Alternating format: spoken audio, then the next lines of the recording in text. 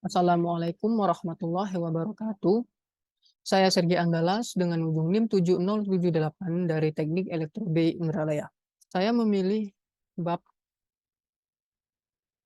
5 yaitu hak dan kewajiban warga negara.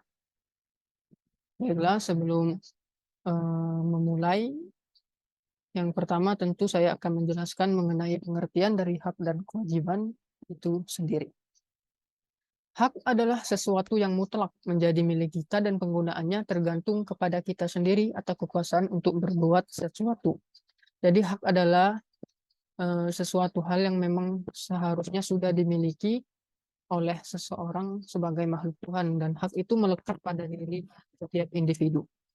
Menurut Profesor Dr. Notonegoro, hak merupakan sebuah kuasa atau kemampuan seorang individu untuk dapat melakukan beberapa kegiatan seperti menerima, melakukan, dan memiliki suatu hal yang sudah semestinya diterima, dilakukan, dan dimiliki oleh individu tersebut. Selanjutnya adalah kewajiban. Kewajiban merupakan sesuatu yang harus dilakukan dengan penuh rasa tanggung jawab. Dan kewajiban ini sifatnya harus dilakukan. Mengapa? Karena kewajiban tersebut akan berkaitan dengan hak. Jika kewajiban seseorang sudah dipenuhi, maka hak seseorang sudah seharusnya dipenuhi juga. Menurut Profesor Dr. Negoro juga, wajib adalah beban untuk memberikan sesuatu yang semestinya dibiarkan atau diberikan semelulu oleh pihak tertentu, tidak dapat oleh pihak lain manapun yang pada prinsipnya dapat dituntut secara paksa oleh yang berkepentingan. Selanjutnya itu adalah pengertian warga negara. Apa itu warga negara? Jadi warga negara itu adalah orang yang berada di dalam suatu negara atau di luar negara yang diakui secara resmi oleh pemerintahan negara tersebut. Misalnya Indonesia. Orang Indonesia kan berkewarganegaraan secara resmi Indonesia yang dibuktikan dengan dapat dilihat dari kartu tanda penduduknya. Sedangkan warga negara asing itu mereka yang tinggal di suatu negara tetapi secara hukum tidak menjadi anggota tempat tinggal, dan warga negara asing harus patuh dan tunduk dengan hukum yang ada di negara yang ditinggali. Jadi mereka itu hanya sekedar tinggal dengan dibuktikan surat keterangan resmi dari negara, entah mereka datang hanya untuk kepentingan wisata ataupun pekerjaan, bisnis maupun pendidikan. Kemudian landasan hak dan kewajiban. Yang pertama itu saya ambil pasal 28A yang berbunyi setiap orang berhak untuk hidup serta mempertahankan hidup dan kehidupannya. Artinya setiap orang memiliki hak yang sama untuk hidup dan wajib dilindungi dan dijaga oleh pemerintah. Begitu juga ketika mereka mempertahankan kehidupannya dengan cara bekerja dan lain, maka sudah seharusnya negara menjamin hal tersebut. Dalam pasal lain juga disebutkan bahwasanya negara menjamin kehidupan yang layak untuk setiap warga negaranya. Kemudian ada pasal 28B, yaitu pasal ayat satunya yang berbunyi setiap orang berhak membentuk keluarga dan melanjutkan keturunan melalui perkawinan yang sah.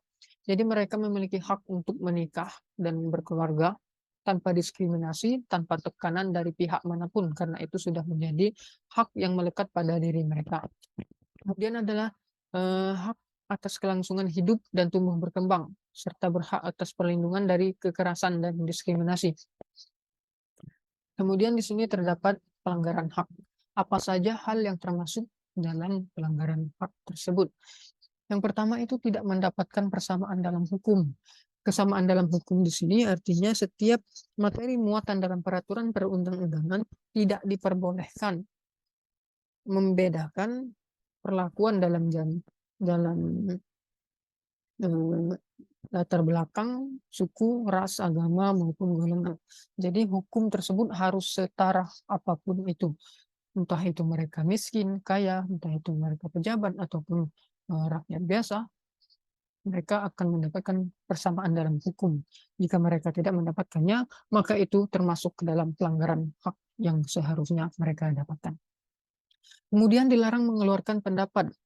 Pada pasal 28E ayat 3 Undang-Undang Dasar Republik Indonesia tahun 1945, disebutkan bahwa setiap orang berhak atas kebebasan berserikat, berkumpul, dan mengeluarkan pendapat.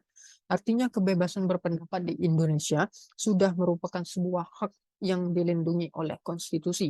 Yang ketiga itu tidak mendapatkan kesempatan memilih. Dalam pasal 43 ayat 1 dan 2, bahwa setiap warga negara berhak untuk dipilih dan memilih dalam pemilihan umum berdasarkan persamaan hak melalui pemungutan suara yang langsung, umum, bebas, rahasia, jujur, dan adil sesuai ketentuan dan perundangan yang berlaku. Jadi jika mereka tidak diperbolehkan memilih dan dipilih sesuai dengan ketentuan yang berlaku, seperti misalnya mereka sudah memenuhi batasan usia untuk memilih, tetapi mereka dilarang untuk memilih, maka itu sudah termasuk pelanggaran hak. Kemudian tidak mendapatkan pendidikan.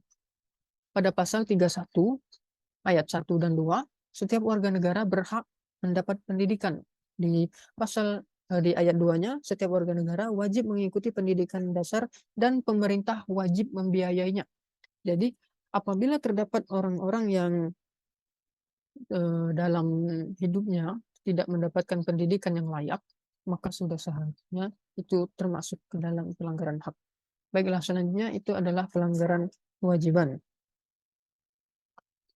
Yang pertama itu tidak membayar pajak.